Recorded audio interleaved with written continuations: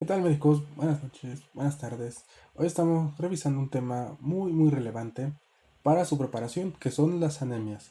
El día de hoy únicamente nos vamos a enfocar en las anemias carenciales, ya que son las que más relevancia tienen, y las anemias secundarias, hemolíticas y todo eso los podremos ver en otra ocasión. Sin embargo, nosotros sí sabemos identificar correctamente. Si una anemia es ferropénica, desde ahí ya tenemos muchísimos puntos a nuestro favor. No hay que echarlos en saco roto y hay que estudiar a fondo estos temas, ya que hemato es sumamente sencillo, pero hay que saber uno que otro dato interesante para llegar a la conclusión adecuada. Entonces vamos a comenzar con la definición y vemos que la anemia se define como la disminución de la masa de glóbulos rojos o los valores de hemoglobina, así tal cual lo menciona la guía de práctica clínica de anemia ferropénica. No hay más, no hay que meternos en valores, ya que los valores de la OMS sí te dicen que la anemia está presente cuando la hemoglobina es menos de 13 gramos sobre litro en varones y menos de 12 gramos por litro en mujeres. En el ENAR te va a venir si es o no está elevada. Esta cantidad. Entonces, no se preocupe mucho por eso, pero no es sencillo y le sirve mucho para su práctica clínica, que 13 es para varones, 12 para las mujeres. La clasificación sabemos que puede ser por tamaño o por color, ¿no? Microcítica, normocítica o macrocítica, dependiendo obviamente el volumen corpuscular medio. Aquí tenemos que la microcítica va a ser menos de 80 y la macrocítica cuando es mayor a 100. Y también puede ser por color, ¿no? Que puede ser hipocrómica, normocrómica o también puede ser hipercrómica. Esto ya dependiendo de otros valores. Lo más importante quizás sea aquí, esta tablita que nos da el CTO, ¿no? Anemias microcíticas, vemos que el volumen corpuscular medio es menor de 80 y lo que nos interesa aquí es valorar la cantidad o la cinética del hierro y la cantidad de reticulocitos, porque esto nos habla de si está siendo regenerativa o no regenerativa y también si efectivamente esto obedece a un déficit de hierro o quizás sea por otras cosas. Por ejemplo, aquí vemos que en la disminución de superficie de membrana puede ser por una esferocitosis hereditaria, que no tiene nada que ver con esto. Puede ser la estrella de hoy, la anemia ferropénica. Puede ser una anemia por trastorno crónico, que revisaremos más adelante. Puede ser una alteración del grupo hemo o las llamadas anemias sideroblásticas o por alteraciones de la globina, como son las talasemias, que ya veremos en otras clases. Anemia normocítica puede ser principalmente anemia del trastorno crónico una vez que ya se ha instaurado y ya tenemos mucho tiempo con esa alteración.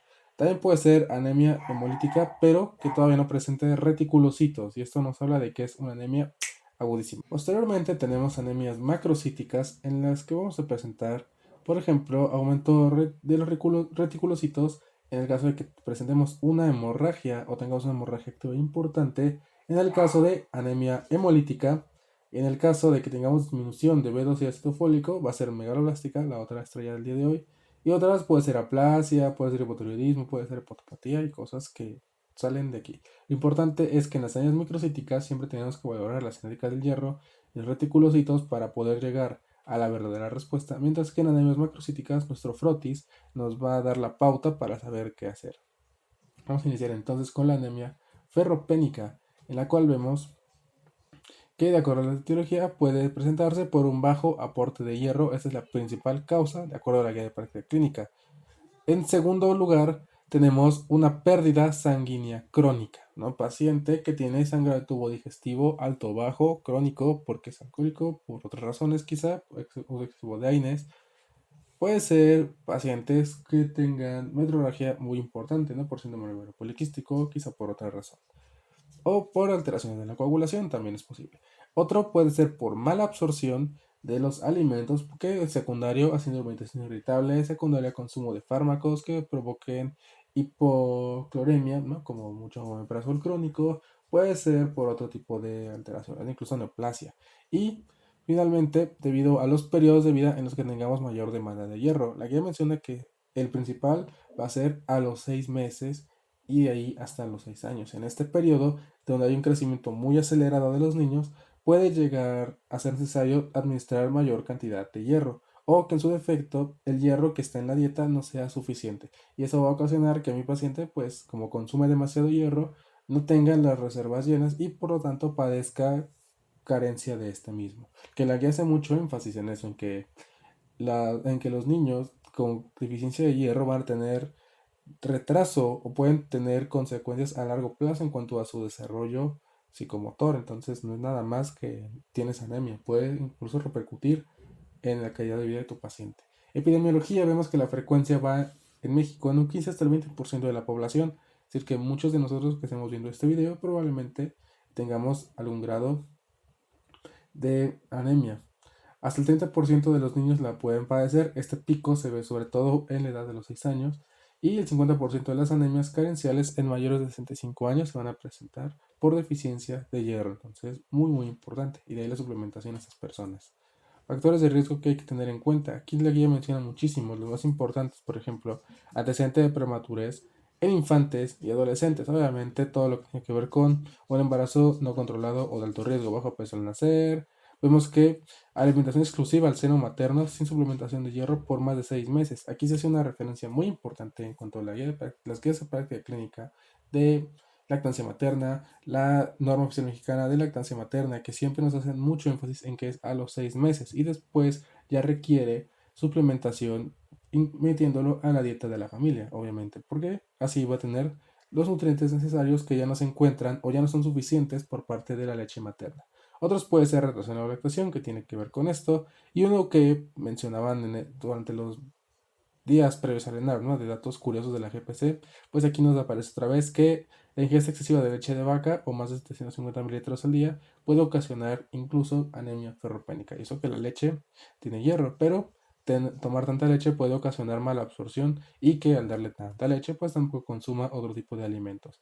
Vemos que, por ejemplo, adolescentes con hábitos dietéticos deficientes o dieta inadecuada también pueden presentar este tipo de alteraciones. Mujeres menstruando, sobre todo si hay menorragia, mujeres embarazadas, veganos, maratonistas, muy importante, y luego hacen esas preguntas medio difíciles, donadores regulares de sangre, pacientes posoperados por pérdida de sangre importante, obviamente, y pacientes con falla renal crónica, ¿no? Porque recuerde que en el riñón se produce eritropoyetina, entonces si yo ya no tengo parénquima renal, ya no produzco tanta eritropoyetina y no puedo estimular el crecimiento de nuevos reticulocitos y que me hagan o que me suplanten los que se van perdiendo.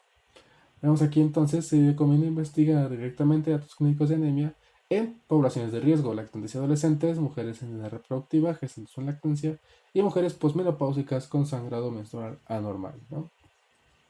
Cuadro clínico, vemos que son datos de hipoxia, de acuerdo a la GPD, ¿no? La hipoxia es el fenómeno esencial para iniciar mecanismos de compensación adecuados a nivel cardiovascular y electropoyético. Entonces, lo primero que vamos a anotar son datos de hipoxia, que van a ser sobre todo cefalea, fatiga, acúfenos, disnea, palpitaciones, incluso palidez de tegumentos. Y aquí vienen otras, ¿no? Pérdida del apetito, dolor de cabeza, confusión y bajo rendimiento intelectual. Ven como la guía incluso aquí nos menciona un poquito más, ¿no? Y vemos que hay otros que pueden ser, por ejemplo, la disminución de la capacidad para llevar a cabo actividades cotidianas, que se refiere a esto. Puede haber parestesias, puede haber ardor en la lengua, ¿no? Eso en muchos casos clínicos te lo mandan así o te lo refieren como un dato clave. En el caso de anemia ferropénica, ardor en la lengua. Disfagia, la pica, esa necesidad que tienen los pacientes de comer. La guía menciona que el principal es la necesidad de comer hielo, pero también lo puedes tener con el yeso, hasta con la tierra. Síndrome de piernas inquietas, glositis, estomatitis, queloides angular, coiloniquia, ¿no? Uno que siempre nos mencionan a nosotros en la facultad. Incluso puede haber esplenomegalia y desaceleración de la velocidad de crecimiento en los niños. ¿Cuáles pueden ser muy importantes? Otra vez las parestesias, la pica, la glositis y la coiloniquia. Son los que yo me recuerdo que me llegaron a aparecer en simuladores. El diagnóstico vemos que se hace por una biometría hemática completa, en lo cual vamos a buscar en cuanto a la hemoglobina y el hematocrito, obviamente disminuidos, porque tenemos menor cantidad de glóbulos rojos. En cuanto al volumen corpuscular medio, pues ya vimos que menos de 80 era la que nos daba anemias por déficit de hierro, entonces va a estar disminuido. La hemoglobina corpuscular media suele estar disminuida. Algo que menciona mucho es la amplitud de distribución eritrocitaria, que esta va a estar aumentado. El recuento de plaquetas puede estar normal, incluso llega a estar aumentada. Y el recuento de leucocitos van a estar normales. El frotis de sangre periférica, vemos que podemos encontrar reticulocitos que son formas jóvenes de eritrocitos. Pero recuerden que estos aún así son más grandes, a pesar de ser más jóvenes, son más grandes. Y vemos que el frotis de sangre periférica nos permite corroborar microcitosis, hipocromía y otras formas eritrocitarias. Entonces recuerden que la anemia ferropénica va a ser microcítica e hipocrómica. Y la cinética del hierro, ¿qué es lo importante? Que el hierro sérico total va a estar disminuido, obviamente, porque no tengo hierro. La capacidad de solidificación del hierro va a estar aumentada. ¿Por qué? Pues porque como no tengo el depósito lleno, si ya le pongo hierro, luego se va a absorber tratando de llenar ese depósito. El porcentaje de saturación de transferrina obviamente está bajo porque otra vez no tengo hierro, entonces no está saturada mi transferrina, que es donde se almacena el hierro en el hígado, y la ferritina sérica, que pues va a ser la forma unida. Bueno, donde se une el hierro en la sangre, pues obviamente también va a estar disminuida porque no tenemos el famosísimo hierro. El abordaje diagnóstico, vemos que la anemia ferropénica, entonces otra vez vamos a tener esto en nuestra frotis, donde vemos glóbulos rojos en menor cantidad posiblemente, pero lo importante es que se ven de un color muy claro, muy blanco. Esto es la hipocromia. Este puede ser un glóbulo rojo normal, normocrónico, pero aquí vemos glóbulos rojos más chiquitos y aparte que están con ese color blanco en su centro. Eso se refiere a la hipocromía. Entonces vemos que la hemoglobina va a estar disminuida, el volumen corpuscular medio, ya vimos a menos de 80, va a estar disminuido, el índice de distribución eritrocitaria va a estar elevado, la ferritina va a estar baja, la transferrina va a estar elevada, y eso siempre van a tener que verse a sí mismos, porque otra vez si tengo la ferritina baja, pues tengo que aumentar la transferrina buscando captar más hierro. El índice de saturación de transferrina va a estar bajo y el receptor soluble de transferrina va a estar elevado. El tratamiento, pues no tengo hierro, que le doy hierro. El tratamiento específico vemos que es suplementar con hierro, pero la guía nos hace mucho énfasis en que no necesitamos darle ácido fólico ni vitamina B12 a menos que nuestro paciente tenga otra enfermedad que sí lo requiera. Si no es el caso, es puro hierro. Y aquí viene la dosis, que se recomienda sulfato ferroso, ese que han visto en su clínica muchas veces. La dosis en niños, 3 a 6 miligramos kilo al día dividido en 1 a 3 dosis y en adultos 180 miligramos al día y tiene que ser dividido igual en 3 dosis. ¿Por qué no más? Pues recuerden que el hierro provoca su absorción suele ser un poquito compleja. Los pacientes siempre se quejan de pirosis, se quejan de dispepsia, de meteorismo, entonces hay que tener mucho cuidado con el hierro. Otra cosa que hay que decirle a los pacientes es que la absorción de hierro puede disminuir, sobre todo si ingerimos bloqueadores de H2 como rentina, que ya se nos fue, tetraciclinas, leche, vean otra vez como si interfiere con el hierro, bebidas carbonatadas que contengan fosfato y multivitamínicos con sales de calcio, fósforo, magnesio. Entonces, mucho cuidado porque a veces puede ser ese el motivo por el que mi paciente no esté aumentando correctamente sus niveles de hierro, que no sea por una alteración gastrointestinal, sino que un medicamento o un fármaco esté estorbando a su correcta absorción.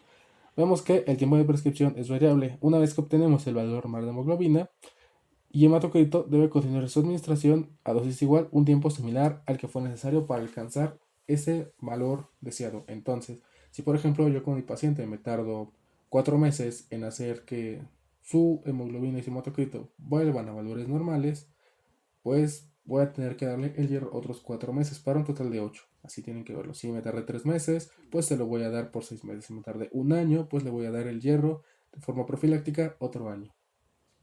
Y recordemos que el hierro se absorbe en el duodeno en su forma ferrosa. Si ustedes no saben quién es este monito, ya les falta cultura. Y las indicaciones precisas para transfundir un paciente con anemia por deficiencia de hierro vemos que son descompensación hemodinámica, procedimiento quirúrgico de urgencia y comorbilidad asociada a hipoxia tisular. Son muy específicos y que obviamente solo vamos a considerar en caso de que el paciente peligre su vida. Preguntas difíciles. Dosis de hierro profiláctica en menores de 6 meses. No es la misma que acabamos de revisar.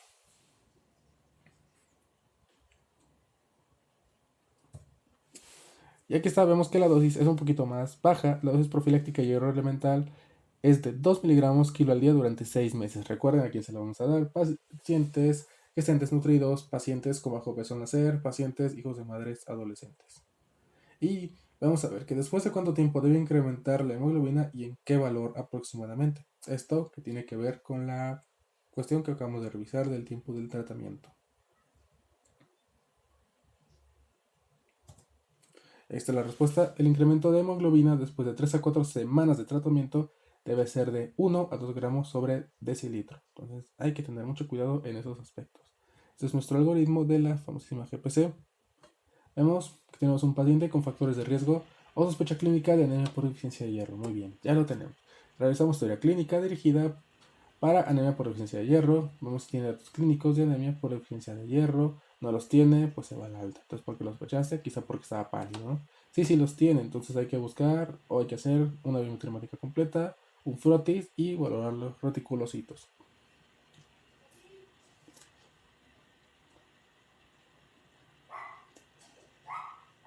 Vemos aquí entonces la hemoglobina y el hematocrito que están disminuidos, el volumen corpuscular medio disminuido, la hemoglobina corpuscular media disminuida, el amplitud de distribución eritrocitaria aumentado, el recuento de plaquetas normal y los leucocitos normal. Muy bien, entonces con eso yo defino que tengo una anemia microcítica hipocrómica.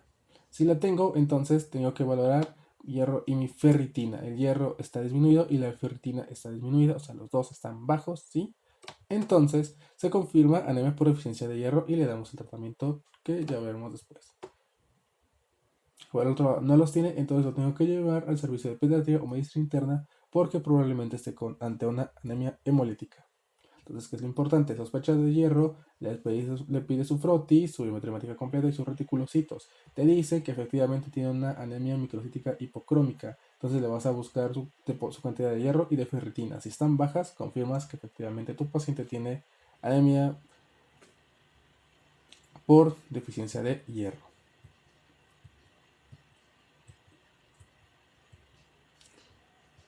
Y ahora vamos a ver el tratamiento de esta anemia. Vemos que entonces ya identifiqué que tiene esa deficiencia de hierro. Entonces iniciamos el tratamiento con sulfato firroso y citar a la consulta externa en un mes con la biometría hemática completa para ver si efectivamente subió ese 1 o 2 gramos después de 3 a 4 semanas. Por eso aparece aquí otra vez que se tiene que hacer en un mes. Esta es la dosis otra vez. Niños 3 a 6 miligramos kilo al día y adultos 180 miligramos al día. Muy bien, la hemoglobina incrementó al menos 1 gramo. Otra vez nos confirma la dosis. Sí, entonces continuamos el mismo tratamiento y citamos cada mes hasta que la biometría hemática completa sea normal. Ya se normalizó. Bueno, entonces vamos a continuar el tratamiento para saturar el depósito por el mismo tiempo que me tardé para que la biometría hemática estuviera normal. Si continúa, lo doy de alta. Si en algún paso me falla, pues tengo que investigar apego al tratamiento, por ejemplo, intolerancia gástrica y pérdida sanguínea aguda. Como vemos acá, si no lo consigo, tengo que referirlo a medicina interna o a pediatría y después referirlo a hemato para ver si no es por otra cosa, que puede ser por una anemia hemolítica. Ahora continuamos con la anemia por enfermedades crónicas. Esto es muy sencilla. Vemos que es la segunda anemia más frecuente y suele ser normocítica y normocrómica. Aquí tenemos un pequeño diagrama en donde vemos que hay un estímulo inflamatorio que puede ser infección crónica, no VIH, tuberculosis, cosas así, ¿no? Autoinmunidad o incluso cáncer. Autoinmunidad es muy importante. Nos refieren mucho en pacientes con lupus, por ejemplo, y artritis reumatoide. Tenemos monocitos y células T activadas. Entonces, por ejemplo, podemos encontrar que ocurre un aumento en la síntesis hepática de heptacidina, la cual, al aumentar, inhibe la liberación de hierro por internalización del receptor y por lo tanto al aumentar la retención de hierro pues no puedo generar nuevos eritrocitos. También vamos a encontrar inhibición de la eritropoyetina, por lo que limita la llegada del hierro, inhibe la proliferación eritroide y aumenta la hematofagocitosis. Todo esto obviamente pues ya vemos que disminuye la absorción intestinal del hierro y aparte acorta la vida media del eritrocito, por lo tanto disminuye la cantidad de hierro transferrina y en consecuencia pues obviamente ya vimos que vamos a producir suficientes eritrocitos, pero como no es una pérdida aguda pues vamos a tener hasta cierto punto eritrocitos que son de tamaño normal y de color adecuado, pero con una hemoglobina baja. Entonces aquí tenemos la patogenia, tenemos hiposideremia, disminución del uso del hierro por depósitos en macrófagos, menor vida media del eritrocito y una menor eritropoiesis que aumenta el depósito de hierro, obviamente. El diagnóstico para diferenciar de una anemia ferropénica tenemos que volver a los tres que les dije, la ferritina, la transferrina y el receptor soluble de transferrina. Vemos que la ferritina, en el caso de la anemia por trastorno crónico, está elevada o incluso está normal, porque vimos que lo que tenemos es un aumento del depósito, se está reteniendo y la transferrina, por lo tanto, pues como está retenido ese hierro, pues va a estar disminuida, no hay necesidad, el cuerpo sensa que hay hierro aunque no lo use y por lo tanto el receptor de transferrina pues sí va a ser disminuido. Entonces otra vez lo podemos incluso ver aquí, disminución de la concentración de transferrina, o que vamos a presentar disminución de la concentración de transferrina a diferencia de la ferropénica y aumento de la ferritina sérica, que pues prácticamente es lo contrario a lo que vimos en una anemia ferropénica. Obviamente sigue estando disminuida la hemoglobina y el volumen corpuscular medio puede estar normal o puede estar ligeramente disminuido. El tratamiento hay que tratar de causa de origen, si es inflamación, si es infección, si es cáncer, si es autoinmune. Y no administrar hierro porque ya tenemos el depósito completo, entonces no va a funcionar. Siempre hay que tenerse en cuenta porque no toda anemia se trata con hierro, más que nada. Y finalmente, anemias macrocíticas. Vamos a hablar un poquito del déficit de la vitamina B12. Recordemos que en cuanto a la vitamina B12 la encontramos en productos de origen animal, sobre todo, ¿no? Carne, huevo, todas esas cosas. Entonces va a estar en su forma de cobalamina. Y recordemos que cuando es ingerida, pues por medio del ácido clorhídrico y la pepsina, va a liberarse y se va a unir al factor intrínseco. Esto para ser absorbido en el ilion terminal, llegar al plasma y llegar al hígado. Es importante entonces la etiología del déficit de B12. Vemos que tenemos como etiología disminución de la ingesta, si es que eres un vegano estricto, puede ser disminución de la absorción por anemia perniciosa o puede ser por una mala utilización del metabolito de la vitamina.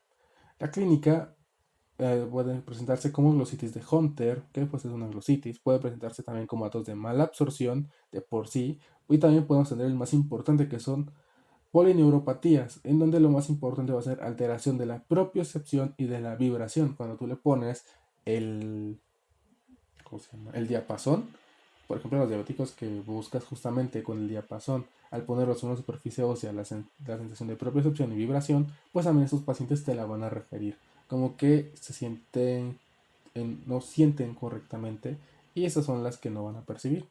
El diagnóstico vemos que hay que valorar la B12 sérica, que va a estar menor a 200 picogramos sobre mililitro. Vamos a tener un aumento de la homocisteína y un aumento de su metabolito, el ácido metilmalónico. Pero que puede ser importante la B12 sérica, que es menos de 12. Y el tratamiento hay que tratar la enfermedad subyacente en caso de que sea, por ejemplo, por una mala absorción o disminución de la ingesta, y administrar B12 vía oral o puede ser incluso intravenosa. Vamos a hablar ahora de la anemia perniciosa, que vemos que es la causa más frecuente de mala absorción de vitamina B12. Este va a estar causado por una atrofia crónica de la mucosa gástrica. La etiología vemos que sobre todo es por una destrucción autoinmune de las células parietales y por lo tanto si no tenemos células parietales pues no va a haber ausencia de secreción de ácido clorhídrico y del factor intrínseco que si nos revisamos pues era lo necesario para que se pudiera absorber esa vitamina y generalmente se presenta en mayores de 60 años. La clínica vemos que es similar a la déficit de vitamina B12 porque pues es lo mismo, ¿no? No tienes vitamina B12 al final del día. Y vemos que la acloridia que se va a generar por este déficit de la secreción de ácido clorhídrico pues también provoca mala absorción. Entonces no se van a digerir los carbohidratos, las proteínas, las grasas y obviamente se va a ver como meteorismo, podemos tener mala absorción, todos estos datos. El diagnóstico vemos que es por anticuerpos IgG anticélulas parietales hasta el 90% de los casos y antifactor intrínseco hasta el 60% de los casos. El diferencial se hace con el test de Schilling que ahorita vamos a revisar. El tratamiento es administrar vitamina B12 intravenoso de por vida.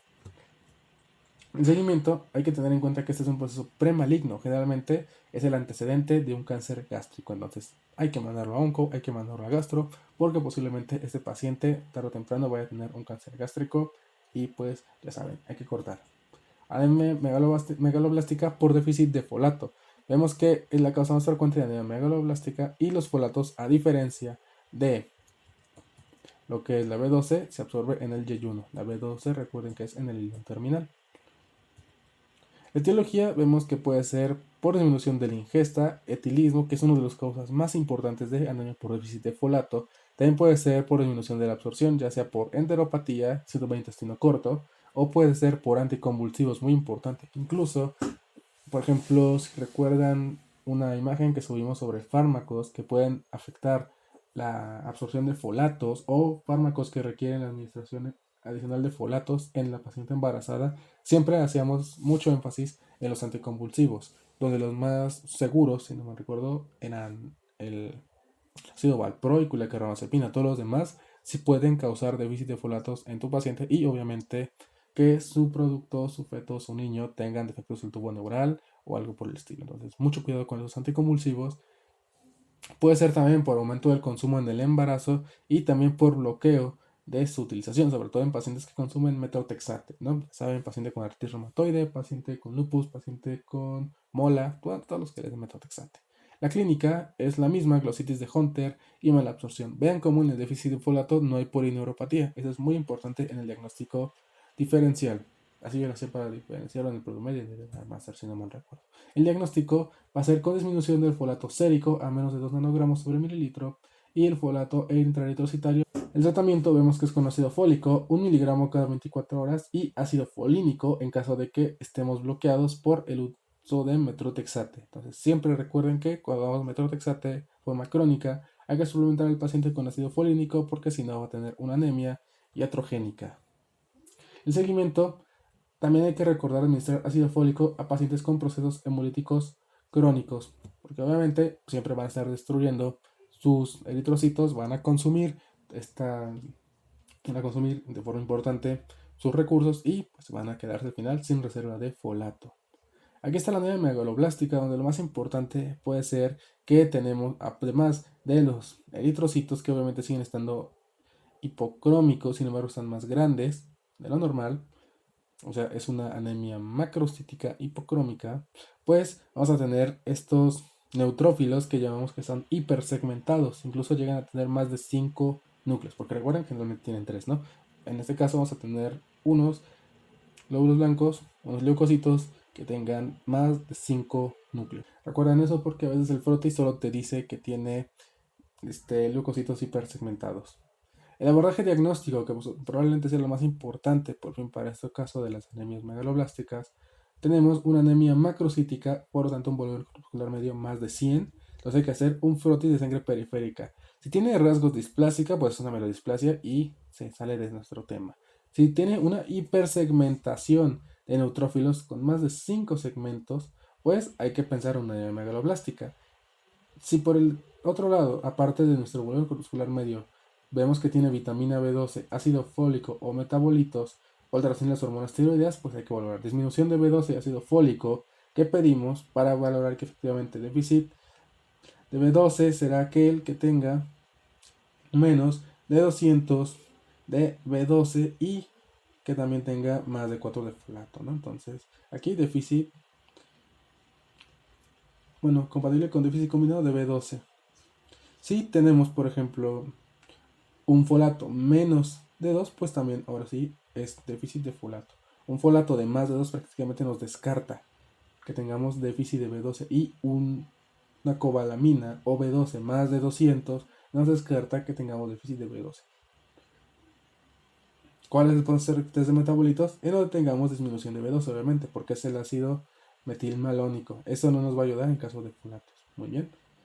Entonces vamos a ver otra vez. Disminución de B12 a menos de 200 o ácido fólico menos de 2 o test de metabolitos positivo, es decir, que tengamos elevación del ácido metilmalónico, pues también hay que sospechar de nuevo de anemia megaloblástica y aquí hay que hacer el test de Schilling, en donde por ejemplo si tenemos aumento del ácido metilmalónico y aumento de homocisteína, pues obviamente tenemos un caso de déficit de B12. Para eso me sirve el test de Schilling, para saber si mi anemia es perniciosa por déficit de B12 o en caso de que tenga ácido metilmalónico menos de 70 y homocisteína menos de 5, pues dice que el problema no está en la B12, está en el ácido fólico y me descartaría por lo tanto el déficit de B12. Eso es un poco complejo, la verdad, en el ENAR no viene algo así de difícil. Por el caso de que se los preguntaran o tuvieran la duda, pues pueden utilizar el test de Schilling para hacer el diagnóstico diferencial entre anemia por B12 y ácido fólico.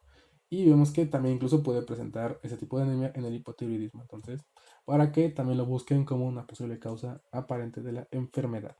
Tenemos entonces el test de Schilling, administración de B12 intramuscular para arreglar el depósito. Administramos B12 marcada con el radioisótopo y vemos la eliminación urinaria. Si es más del 7% es un déficit de aporte, que quiere decir que como yo oriné más de la cantidad excesiva que tenía de B12, pues quiere decir que el problema está en que yo no consumo suficiente B12. Si por el contrario yo tengo menos del 5% de eliminación urinaria de la B12, quiere decir que el problema no está en ingesta, nada más. Entonces hay que administrar B12 oral y factor intrínseco.